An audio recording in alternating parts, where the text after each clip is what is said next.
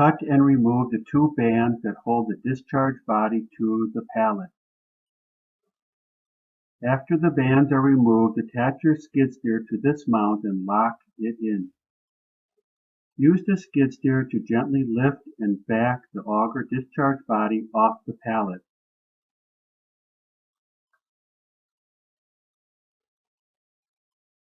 Remove the bolts and hardware from the 5 gusset bolts, 2 auger bolts, and 2 cut-edge bracket bolts.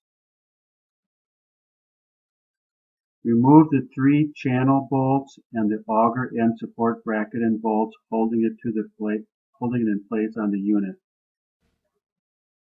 Use the skid steer to align the body halves and carefully move them together. Use a forklift or skid steer with pallet forks to move the motor end body and pallet together to the auger discharge body.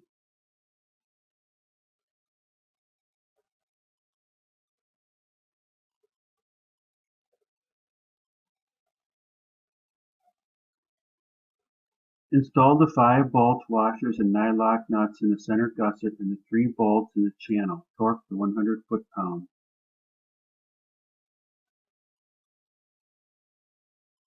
After the bolts are installed in the center gusset and channel, cut and remove the 3 bands holding the motor end of the unit.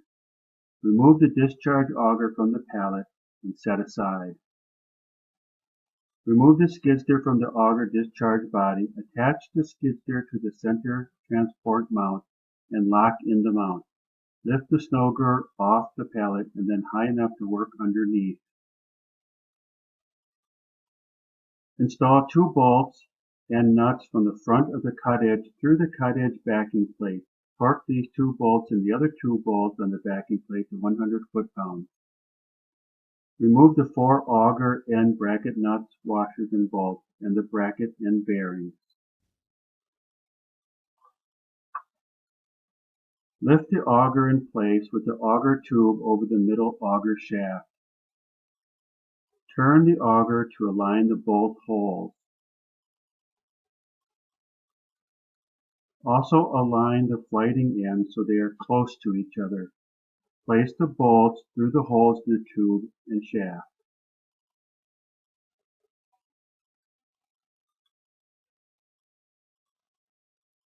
Align the flighting ends of both augers so they are close to each other. Torque auger bolts to 100 foot-pounds. One person will need to lift the auger while the bearings are installed in place. Install the auger end bracket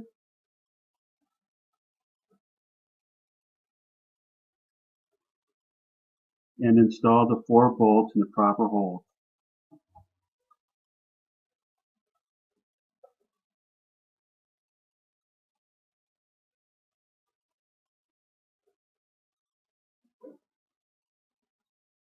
Tighten the 4 bolts, washers, and nuts into the bearing bracket in the order noted. Torque to 30 foot-pounds. Then grease the bearing. Install the auger end support bracket with 2 bolts, washers, and nuts. Torque to 100 foot-pounds. When finished with assembly, connect the hydraulic hoses to the skid steer. Operate the hydraulic remote so that the auger will turn towards the discharge end.